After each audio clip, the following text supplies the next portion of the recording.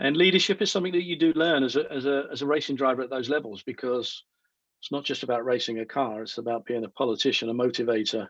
It's about being, the almost like your own finance director, because you're weighing up all the fiscal elements going into the pot.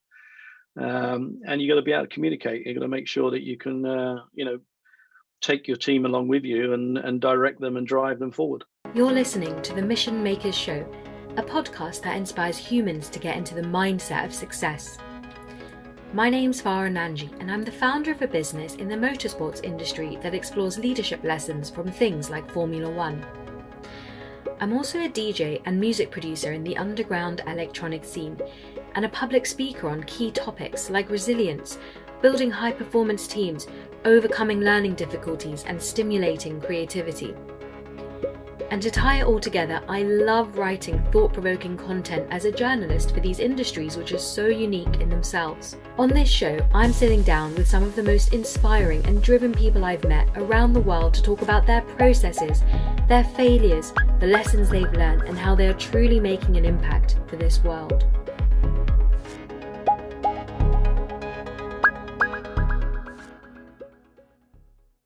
So guys, it's the first episode of season 3 and we are back with a bang. We're opening today's show with a former British Formula One driver, Mark Blundell. Mark's had a fantastic career in the sport, competing at a time many reminisce back to as the golden era of motorsport. At the height of his career, he drove for McLaren and counted Mika Hakkinen and Ayrton Senna as his teammates. We talk about what it takes to become a Formula One driver and so much more on today's show. Just before we begin, if you're interested in some really cool rewards like DJ lessons, the chance to ask our guests questions and exclusive merchandise, head over to www.patreon.com/missionmakers to check out how you can access these exclusive rewards. And thank you again to all of you who've been writing into us this summer and subscribing to the show. It really makes a difference, so don't forget to hit that subscribe button if you love the content we're making here at Mission Makers and help us take this show to the next level this season. Mark, thank you so much for joining us today. We're so excited to have you here as one of our guests on Mission Makers. How are you doing today? I'm doing well, thank you. It's not raining, so that's a bonus. And so far, so good during the day. No major dramas, which when you're in my kind of business, there's always a drama. Yeah, fair enough. It's been a summer of rain here in the UK, so it's nice to finally see some sunshine, isn't it? So great. So, you manifested a dream that many children have to be a Formula One driver. And I know that your late father owned a car dealership. So would you mind telling us a little bit about what your childhood was like? Do you think it was inevitable that you'd somehow be involved with cars or with motion? I think it was probably inevitable that I would have been involved with cars in some way, but not in a million years would it have been destined that I was going to be an F1 driver or a racing driver per se. My family had no understanding and no connection with motorsport in general. You're quite right. My dad was basically a second-hand car dealer. By profession, he was a panel beater and sprayer. So he started off his career by buying his first car, doing it up, selling for a profit, and growing his business from there. So as a young boy, I was surrounded by cars. And at the age of 8 years old, I was learning to drive a car. So sitting on a cushion, reaching for the pedals. I think by 9 years old, I was crashing cars. So it was all going in the right direction. But never ever felt that there was a end of a journey with me looking back on a career in international motorsport. So most of it, when it came across as developing and becoming real, was always a bonus. Did you have any idols in the sport back then?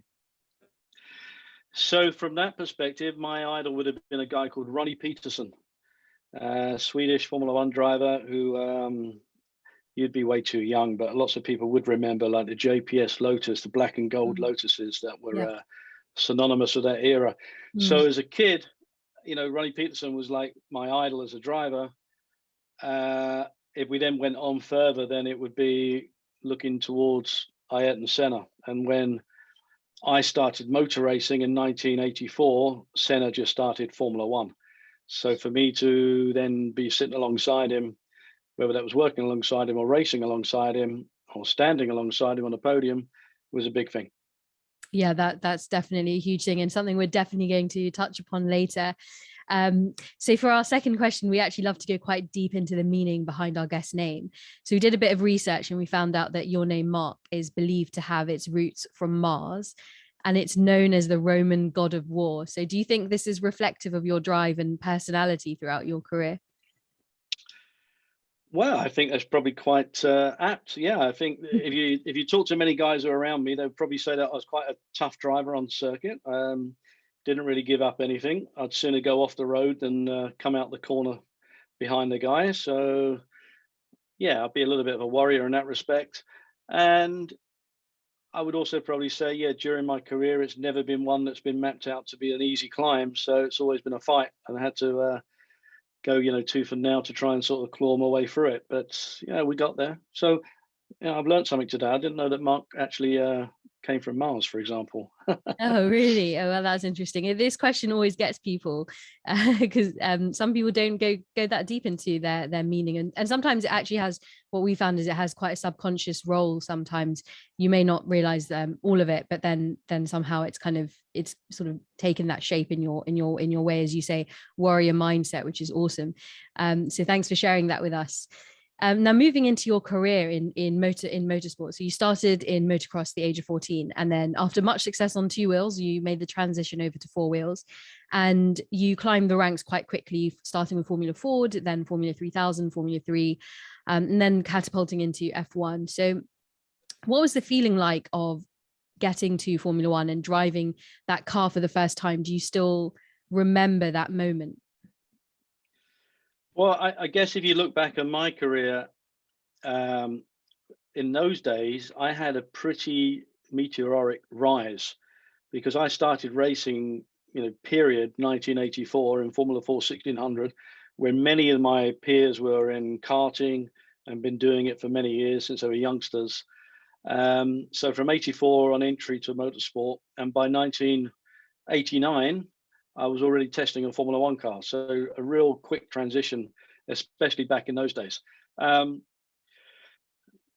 mean, listen, to get to the point of driving an F1 car, yes, it's the pinnacle. It really is something quite unique and quite different to anything else you drive in any level of motorsport to a certain extent. And I think, for me, even though my first time was on an airfield, just doing straight line testing, it was still an experience to not so much the power, because the similarities were there with all the big stuff I'd driven before, but more the stopping power and the actual distribution of input from me as a driver into the steering and what was coming back to me, and I could feel so much. So for every input there was an output, which just took you to the understanding of how these things were built and the margins that they operated at. Definitely. Have you had a chance to drive any modern Formula One cars?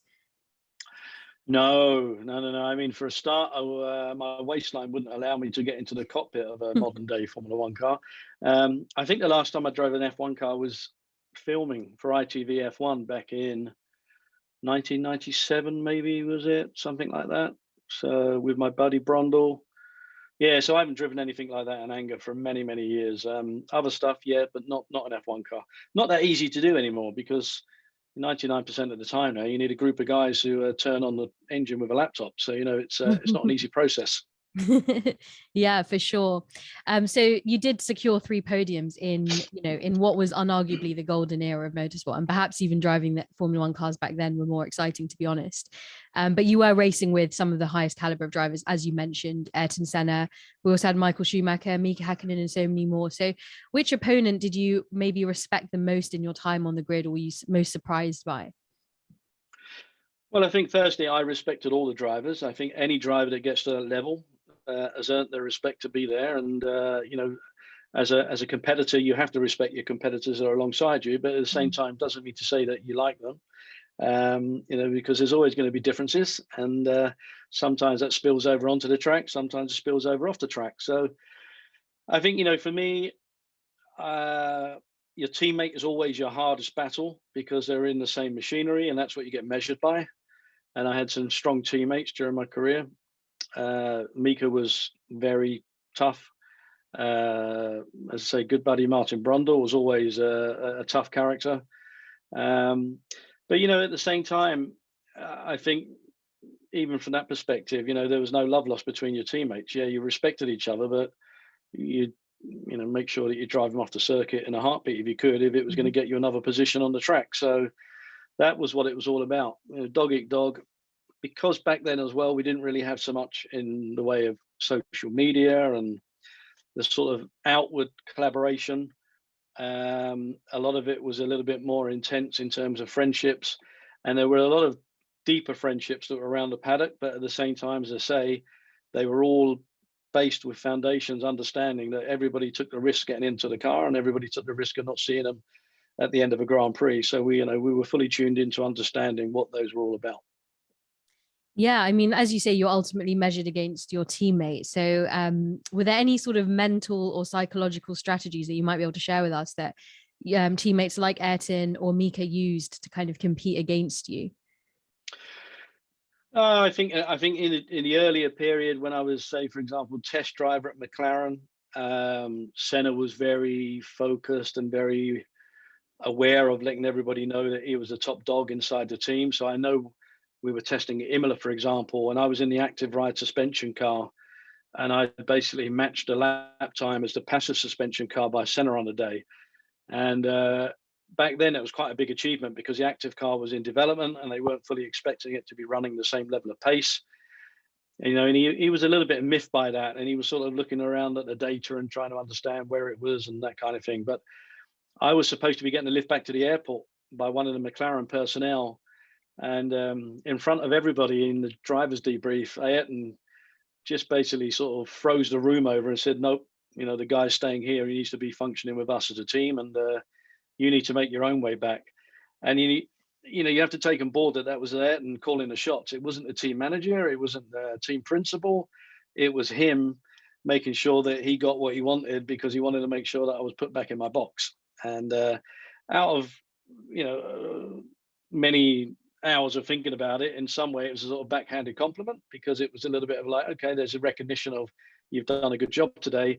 And the other point, it was also about just making sure that you're the test and reserve guy, and make sure you know your place. How did that make you feel? To be honest, I mean, racing at that level is pretty cutthroat, so is what it is. I didn't really expect anything different. I mean, it's up to him. If it makes him feel better back then that he didn't get me a lift to the airport, then okay. but listen, I have the utmost of respect for Senna in terms of what he achieved, and he was a genius behind the wheel, and he's a huge loss that he's not with us any longer. So I can only take all the positives and the good memories out of many things that went on back in those days. But psychology is a huge thing in sport in general, and psychology in motorsport is there just as much. Just because you put the helmet over your head doesn't mean to say that you haven't got inside somebody's head across the side of the garage or elsewhere. So there's a lot of that goes on, and having sort of that level of command inside a team is always going to get you the upper hand. And if you can always show outwardly that you're leading a team and it's working for you, I think your teammate's always going to be on his back foot trying to catch up. Yeah, no, absolutely. And talking about positive memories, what was your best memory of Ayrton? I don't know. I think there's so many of them. Having worked alongside him as test and reserve driver in '92 at McLaren, but then having raced against him, had some good battles, but at the same time, I think in many ways, just as an individual, there was something quite special about the guy. He walked into a room, he had presence, and even from the first day, signing up as a test and reserve at McLaren, I was testing at Silverstone, and Senna rolled up about mid-morning, 11ish, was unannounced, wasn't supposed to be there, but he basically came to listen in to what was being said on the radio between me and the engineers, because he wanted to give his sort of seal of approval, because he understood that it was important on what was going on with the development work, and making sure that whoever was plugged into that car was giving them the right direction and the same sort of feeling as him. So it was an interesting, understanding of what level he would go to get what he required for the season ahead. And I think fortunately I got the seal of approval, which was okay. And actually, in many ways, it was good because my style and his style were very similar in the way that we set up a car.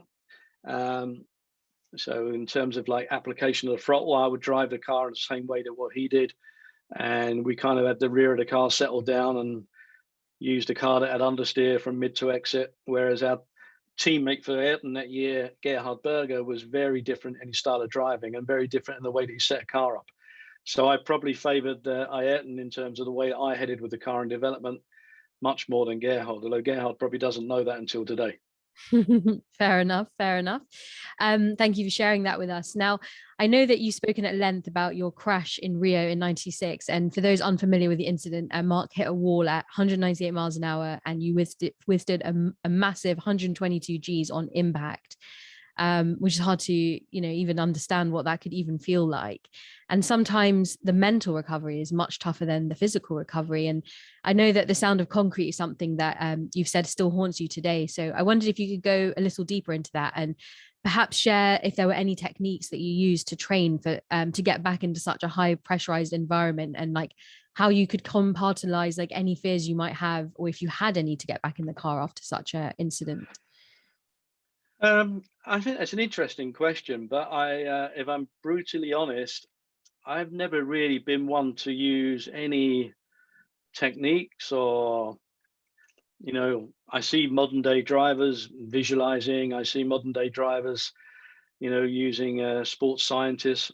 We manage drivers that use some of those channels to improve their performance. So I've got nothing against it. It's just that I'm probably the last of the old school. And in many ways it was like, right, I got away from that accident, fortunately still here to tell the tale, but the recovery period was very short, way too short compared to what it should have been. But I had to get back in because otherwise my drive was in doubt. I was going to lose my seat. So there's all of these external pressures that are on you, and you have to factor in that I was a father and a husband and a family man, so I needed to generate revenue for my family. So I went back to my car to race after that accident. But the first time I got back in, it was actually at a circuit called Michigan. And Michigan is a 2-mile super speedway with top speeds about 240 miles an hour. Wow. And cornering speeds of 225. And they're pretty daunting places. And I'd never, ever been on a super speedway in my life until I got back in a race car after that crash. So my first rollout, when I ran around at about 175, 180 miles an hour average, and I came in and said, like, there's something wrong with the car. And the guys looked at me and, almost burst out laughing and said, well, until you get over 200 miles an hour, this car won't function because it's designed to be doing higher speeds. And at that point, I said, listen, you need to give me some time. So I basically drove away in my rental car, left the circuit on the test day, was gone for over an hour, and really had to sort of talk to myself, basically go over, is this something that I want to continue doing? Do I want to put myself through it? Do I want to put my family through it, my friends? Are the risks worth the reward? Do I enjoy it? How do I feel after my body going through such a severe impact and all the emotions that came with it? Because there were times when I sat there at the dinner table and just burst out crying because my body was in a mess. Emotionally, there was things going on that I didn't quite understand. When your body has an impact like that, things happen. But it was really a case of that. There wasn't really a technique. There wasn't anything other than saying to myself, yes, the passion's still there, the desire's still there, the hunger and the determination and the enjoyment. I still wanted to be a professional racing driver. And that's what basically took me back in the rental car, back to the circuit. I was still in my race suit, still had my race boots on. And I said to the guys, I said, that's it now. I've cleared myself. It's at the back of my mind. Let me get back in the car and let me get to work. And from that point on, I never really felt more about it. I mean, it was just part and parcel of the career, a chapter in a book, and we closed it and we moved on. Yeah, definitely. That's that warrior mindset we were talking about earlier. Did it affect your relationship with sound in any way? I know that sounds weird, but because you talked heavily about not forgetting that sound, that impact. Well, I never got knocked out, so I was conscious through the accident, and the sound is something that stays with me all the time because it's so severe. Mm. I didn't hit a tire wall. There were no tires there. I never envisaged an accident would happen there. So it was that impact into concrete, and I don't know. I mean, it hasn't affected me with sound. I mean, I'm also a huge lover of music, so Nice. I'm kind of still grateful that I can hear that. Although I'd probably say, like most racing drivers, especially my generation and before me, we're all a little bit tone deaf. Listening to a V12 engine in your back to the garage and your ears getting, opened up to that doesn't do it any good. So hearing is definitely down on what it was, but nothing that really sticks with me other than now and again I sort of flash back and go through it. But I think what you said earlier, you put things in compartments, and I think racing drivers are very good at doing that. They're able to put things away when they need them, and they can bring them out when they need them, but at the same time they're able to process information and do it on different levels. And I think that's the difference in many ways between when you see a professional race driver operate compared to some other levels of sport. Even at the highest levels, there's a huge amount of processing that's going on all the time. Yeah, absolutely. Couldn't agree with you more. Now, you did just sort of touch upon it there, so I do have to ask you, music. What kind of music do you listen to? Wow, you're going to ask me that? Okay. If you went back on YouTube, you'll probably find my VH1 was it? I think back then, VH1 top 10 hits. So I remember doing like the video disc jockey stuff, picking my own music for that channel back then, alongside MTV. It's so varied. I mean, at the minute, I listen to a lot of stuff like 07, old school Jamiroquai, and then I'm like Grosvenor Washington Jr., Maze, Spyro Gyra. So quite a bit of stuff that's probably a little bit left of field for some people, but I like lots of music. I'm not that big into classical, not that big into heavy rock. I can just about stomach country and western, but there you go. Nice. A bit of feel good music. Very cool. So you have worn many hats in Formula One, from driver to commentator to manager. Is there one role that maybe stood out above the others in regards to its level of difficulty? I mean, listen, I've done, television for me wasn't easy. I'm not the most eloquent guy in the world. I don't have sort of any formal education. I've left school with no exams whatsoever.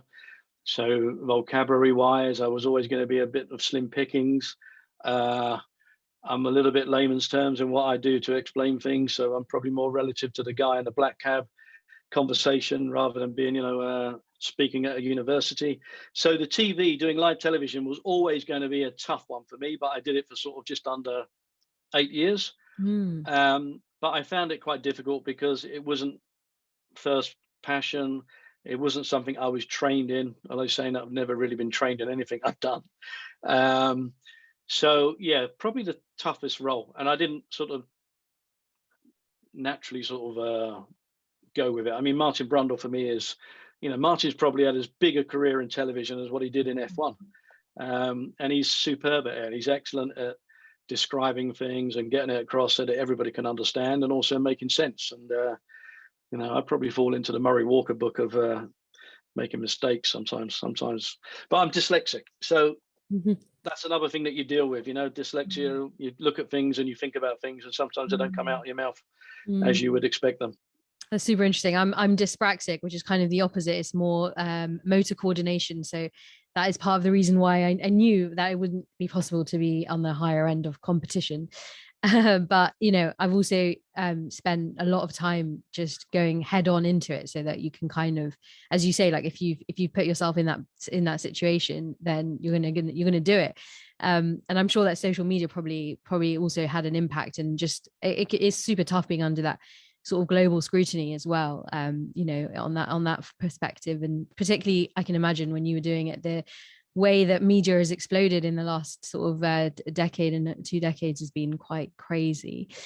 Hey you, we hope you're enjoying today's episode. We're on a serious mission here to create one of the world's best podcast series, and we'd be so grateful if you could support us in any way by becoming a patron of the show.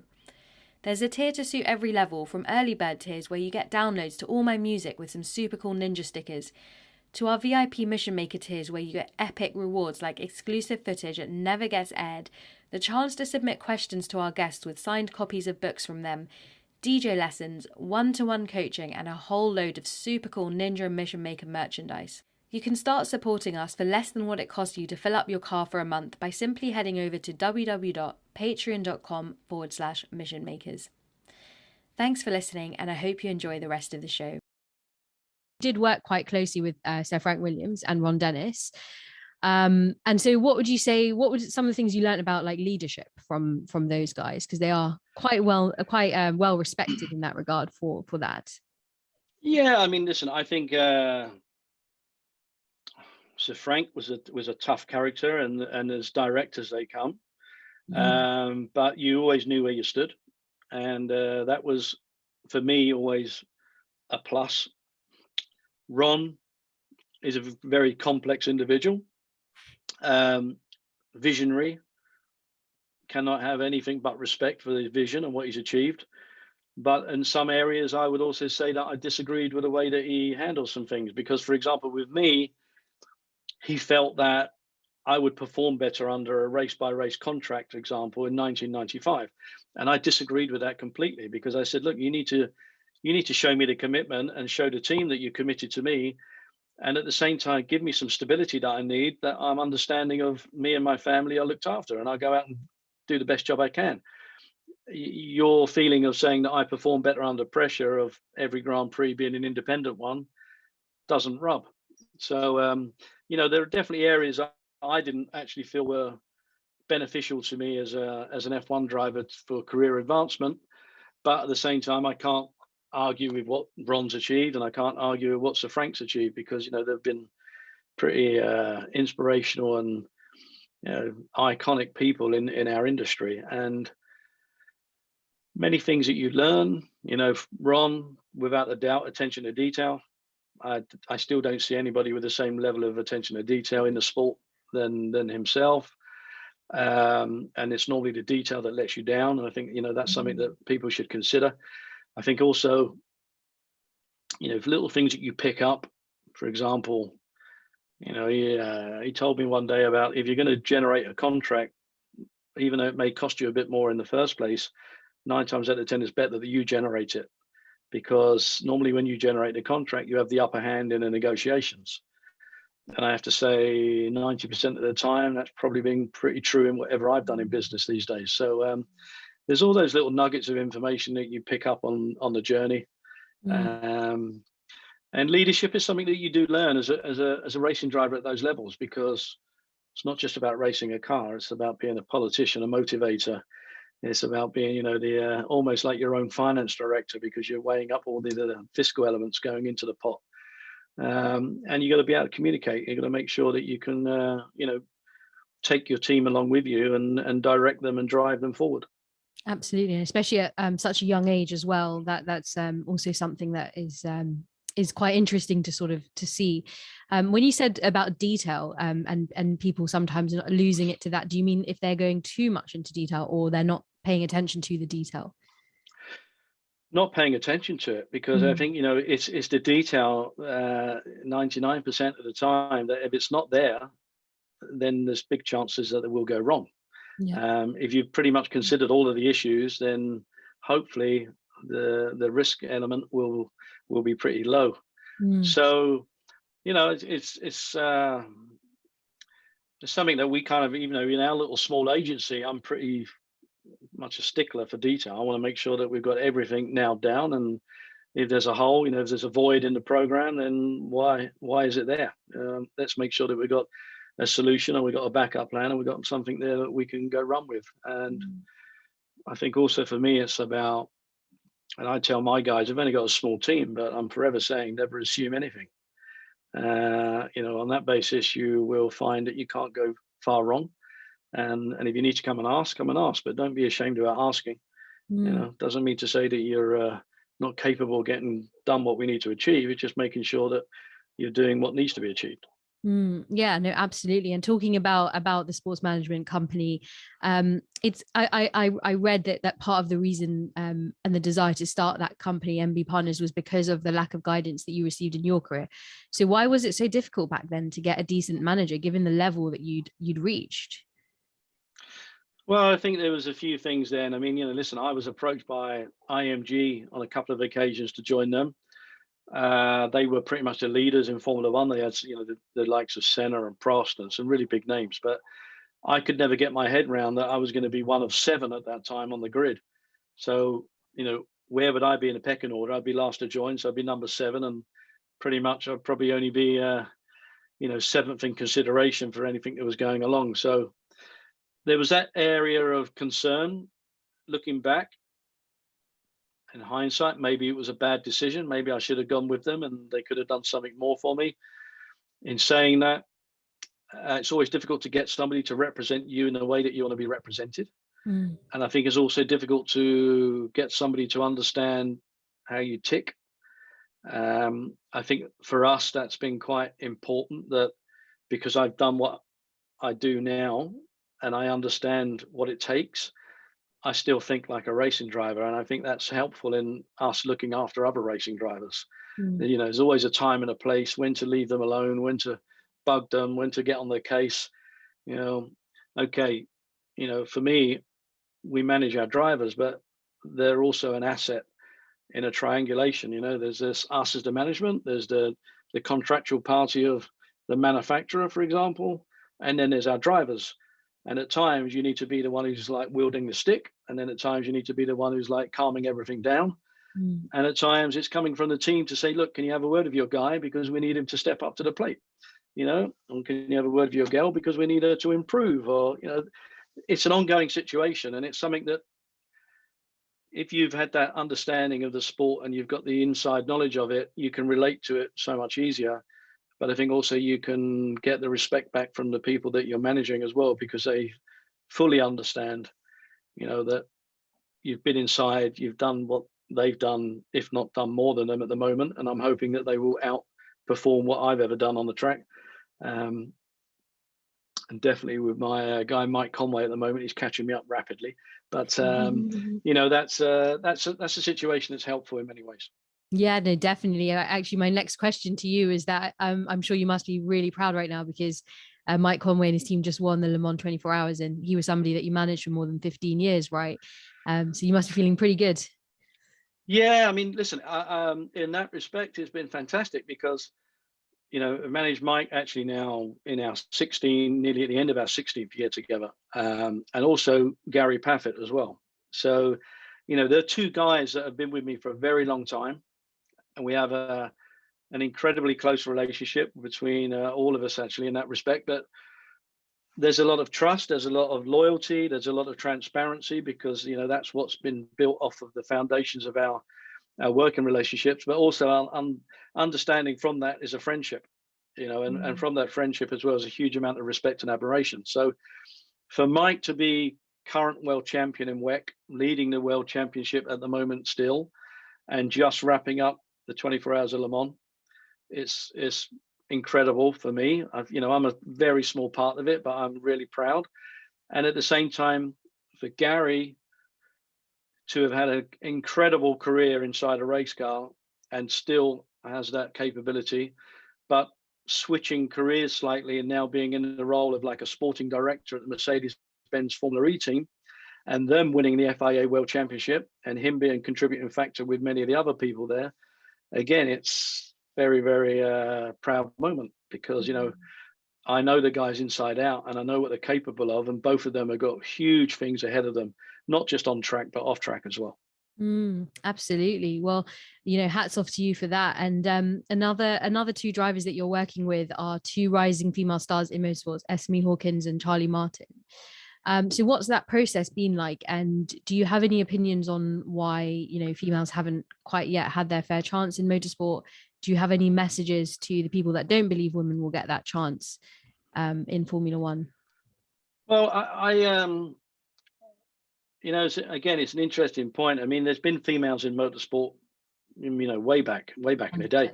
I I can remember an Italian girl, Giovanna Amati, who was in an F1 car back when I was doing it in '91, I think it was, with Brabham. So, you know, it's not new. And I would say actually even today, it's probably one of the best opportunities for a female driver to be, you know, ultra competitive in a car now, because I think some of the tough elements of it back then was the pure physical aspect. Just because back then was no power steering, the actual physical aspect of, you know, the female frame just not quite strong enough to get the job done inside the cockpit of the F1 car to the same levels as what the male guy could do. I think now that's changed. I think now the cars are, to a point, you know, equalized out, because you've got power steering, you've got a little bit of an easier situation to you know, not have such physical capacity required. And even if you look at the shape of a modern day Formula One driver these days, they're very different to way back in my day. You know, they're more like jockeys now, you know, because they don't need that muscular frame as much. So I think it's a great opportunity for females. I think female drivers have got a huge amount to offer.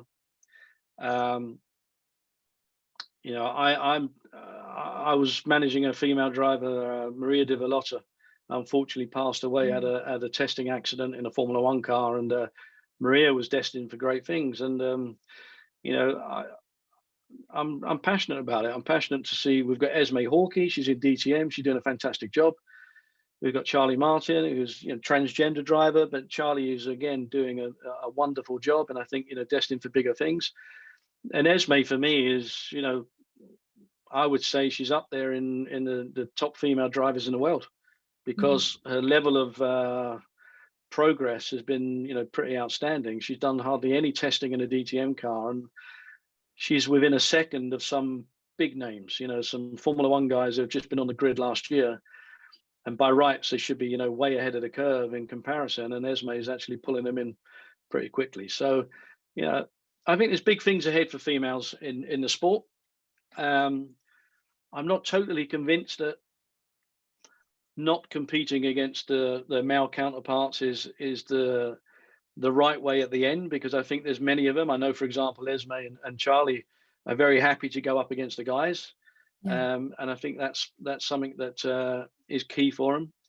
And, you know, I think there's great things ahead. There's lots of females out there, and I think there's lots of young females coming through as well that are going to be we'll be talking about hopefully in the next 5 to 10 years. Absolutely. And talking about the diversity aspect, so I'm sure you've seen Lewis's recent Hamilton Commission report, and, you know, horrifying statistics that show less than 1% of employees in F1 are from African backgrounds. So what do you think some of the keys are for the sport itself to kind of equalize the playing field, not just from drivers, but from, you know, all different areas of the sport itself?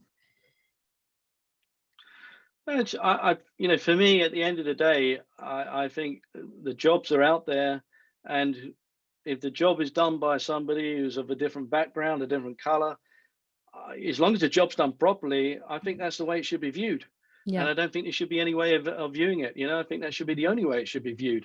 You know, so, you know, it's an interesting point. I mean, we manage Jan Mardenborough, and you know, Jan is a fantastic guy.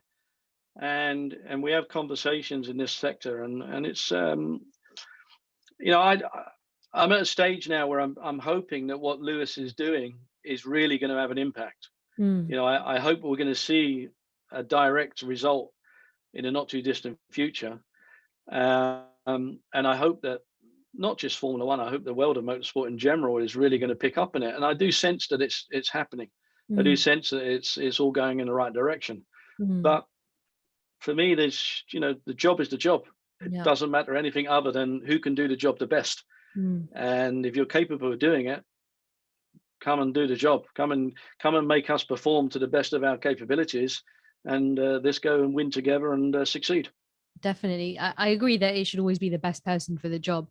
But at the same time, to have such a low sort of representation is also, it's also quite bizarre, and sort of like, it is great that like people like Lewis are championing that fight and not giving up, and as you say, hopefully creating that influence and buzz to actually make that impact and raising awareness to it. Because I think also probably there hasn't been so much awareness around it either as well, like from out you know, people who are not internally within the sport.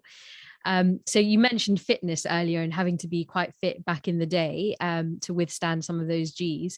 So I'm curious to know if the level of training and fitness that you had to do back then to be a Formula One driver, has it paid any dividends in your life now? That's a good one. It probably has. I'm still walking around when I shouldn't be, because I think when you're fit, you recover better and you've got more chance of recovering from some of the incidents that have occurred. In saying that, you know, hand on heart, I don't do that much exercise these days. I'm too busy, you know, having business lunches and probably increasing my waistline, which is not what you really want to hear, but that's just the way of the world, and that's the way that I do my business these days, you know. So things has changed slightly. In saying that, I did get back in shape a couple of years ago to go and do something with touring cars, and you know, it took quite a lot of effort, especially when you get older. It's difficult to drop weight off. Yeah, I felt good, but at the same time, you know, I love my food and I love a glass of wine, so I'm not going to give it all up. So, but yeah, listen, I've got huge admiration for all of our girls and guys on that side. I mean, they're incredibly fit. I think the dynamics of the sport are changing, the level of fitness and what they require. As I said, I don't think they need to be quite as muscular as what they were. I think they're a little bit more along the sort of, you know, triathlete sort of fitness levels and requirements, and the frame of what's there. And you know, when you watch some of the people behind the wheel and they're operating at, you know, levels of heart rate up in the 170s, 180s average, you know, it's pretty significant. I mean, they're athletes in their own right. Just because they're sitting on their backside for a couple of hours doesn't mean to say that they're not athletes. No, absolutely. And yeah, as you say, you know, you've obviously had to sacrifice a lot in that journey towards that career path of being an athlete. So fair enough, if you want to enjoy all the good stuff, you know, later on, why not? So I want to talk about your motto, the will to win. And I know that saying was passed down to you from your grandfather. So what's your will to win today? What does that statement mean to you? And as a father, how do you communicate that message to your own kids as well? Listen, I think the will to win is no different to what it was back then, when my granddad would talk to me and say, you need the will to win. And it's exactly that, you know, what it says on the side of the tin. If there's no will, you know, to go out and do your best and succeed and, you know, and get across the line first, then you got to seriously question why you're doing it. And, you know, I say to all the guys and girls that we manage, if you're not enjoying it, there's no point. And if you don't have the will to win, and you don't have the hunger to succeed, you've also got to question why you're doing it. And I think that's something that's quite key, because if you don't have those sort of determination levels that you're prepared to keep pushing through and increasing, the chances are you're not going to quite get to where you want to be heading. And, you know, everything today is pretty much instant in the way that people look at things. And unfortunately, life isn't instant. It takes a lot of work and a lot of, you know, graft, and you have to do your apprenticeship. And yes, now and again, you might find that some people just go into something and it happens in a nanosecond, but most of the time they've had to work at it, and they've had to do their hours of graft and put in their apprenticeship and understand where they're heading. And from that, I think 90% of the time they're actually more geared up to go and do what they need to do, because they've experienced so many things on the journey.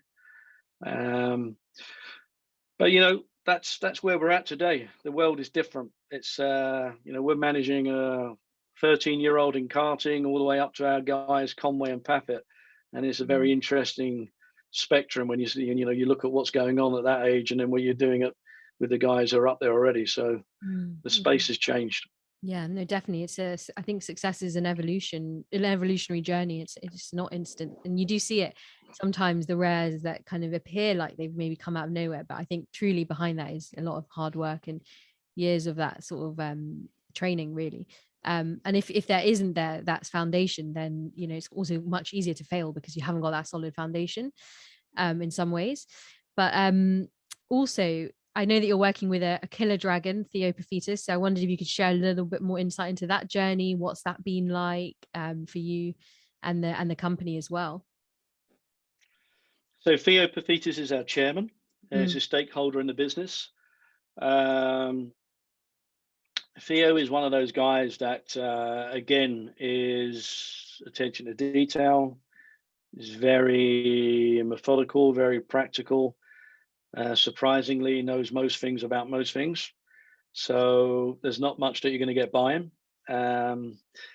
And for me, to have him as chairman and chairman of our board is an advantage in many ways, because he has a huge amount of business experience behind him. 30 years of my life, more or less, was spent going around in circles, and now to a certain extent, I'm learning a new trade, and that's business. And although I've got the basics, there's now and again there's quite nice for me to be able to lean on him and dive into his box of data and pull out some little snippets of information. And also at the same time, don't get me wrong, there's times when I'm sitting at a board table and it'll be giving me a good understanding of what I've been doing isn't right, or where I should be heading, and no two ways about asking me why I'm not heading in that direction with the business. So you never stop learning. Every day's a school day. And now and again somebody has to give you some redirection and plot the navigational plots a bit differently to where you were heading. So that's what he's good at. I mean, he's a great guy. He loves motorsport, which is brilliant for us. But at the same time, our agency isn't just about motorsport these days. It's growing in many other areas. So he's pretty much on top of things. Absolutely. And talking about the growth and plotting the navigational points, what is the sort of vision that you would like to sort of manifest over the next year or two with the company? So I think on our side, we're more and more getting into the digital world. We're understanding it more, and we're sort of creating quite a lot of different channels for ourselves, not only with our motorsport interest, but outside. And we're supporting people now, on the client-facing side with a lot of the digital requirements. A lot of that's been grown out of the pandemic because we had to adapt. At the same time, I think, we will try and strengthen our motorsport offering. We are probably the most diverse motorsport management agency in the world today. And at the same time, I think we're probably up there in the top 3 in Europe in terms of, the caliber of people that we have. Our event side is growing. Easy to say when you're coming out the back of a pandemic and unwinding from having lockdowns, but we're gearing up to do more and more events, and that's an interesting space for us. And we're very fortunate. We have an incredible partner program. So we have something like 25 blue chip partners that are with us, and very close network. And that network was born out of supporting our racing drivers, whether it was with accountants, banks, solicitors, and it's grown actually now in more of a B2B, and it's a real sort of key part of our business and an enjoyable part as well. So we're small, but we punch well above our weight. So we've got a nice network, and we've got some great people associated with us. Fantastic. Well, wishing you all the best for the roads ahead. So we're going to move into our audience Q&A. We've got 2 questions that have come in from 2 individuals. The first one is from Rory, who's a budding racing driver from London, and he asks, how do you go about scouting the best new talent for MB Partners? This is going to sound a little bit like snobbish in a way, but we don't really go out and scout talent. Yeah, and I how can I put this? I'm not good with the running down the touchline, chasing the guy who's playing football with a ball at his feet, saying like you need to be with us, we need to look after you. That doesn't really fit our model.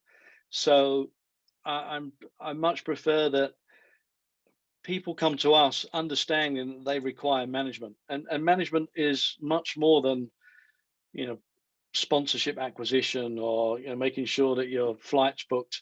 It's career advancement. It's digging into some huge amount of years of experience and network of contact, also navigating the driver's future.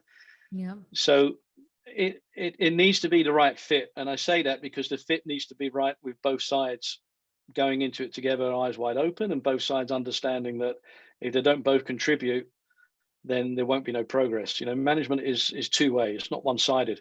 There's no magic wand. I wish there was. So we don't, say, really go scout talent. We're very aware of drivers out there, but we're not really big in tracking them down and saying, hey, wouldn't it be good if you're with us?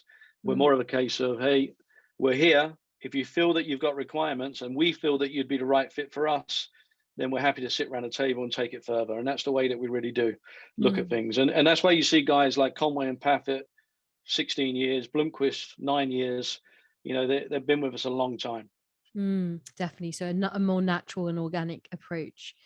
Fantastic. And then Jessica from Florida asks, what's the fastest you've driven and in what, if you can put a number to it?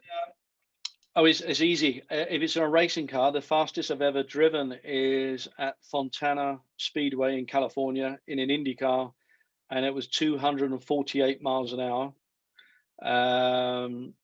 and 227 miles an hour in the corner. Wow. And I think we averaged 2 miles in 30.1 seconds. Then it would drop down to Le Mans and it would be 238 miles an hour with the Mulsanne chicanes. And then if it was in a road car, I just caveat this by saying it'd be on a private road, that it would be, I think the quickest I've done in a road car is like 192 miles an hour. In what? It was in a Pagani, a Zonda. Yeah. Very nice. And at that point, I think either I run out of road or I run out of talent, because I didn't really want to go too much quicker on a road car at that speed.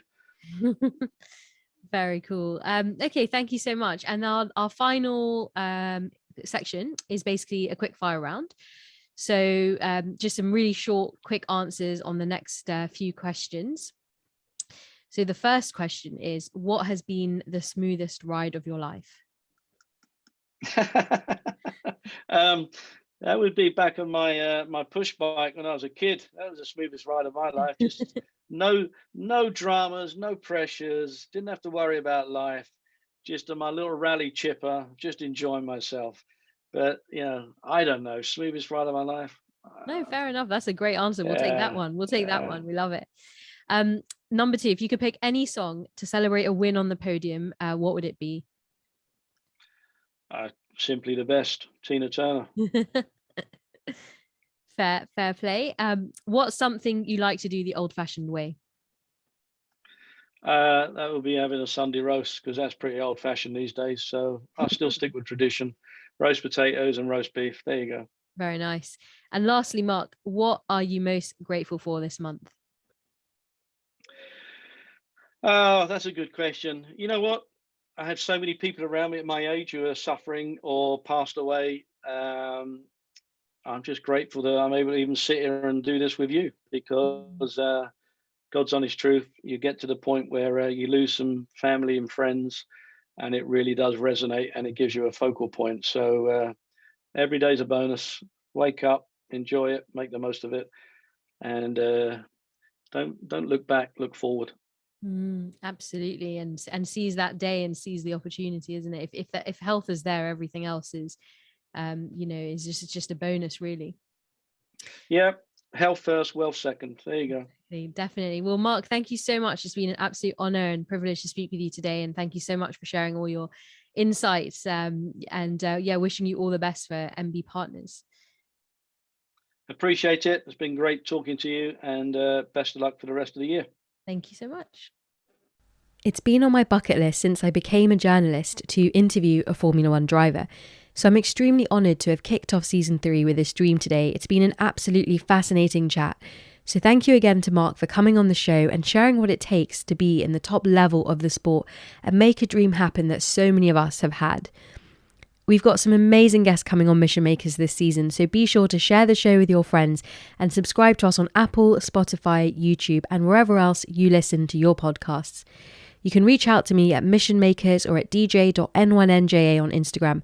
And if you're interested in supporting the show and getting some really cool rewards like DJ lessons and exclusive merchandise, don't forget to visit www.patreon.com/Mission Makers. Thank you for listening, and until next time, keep it laser focused.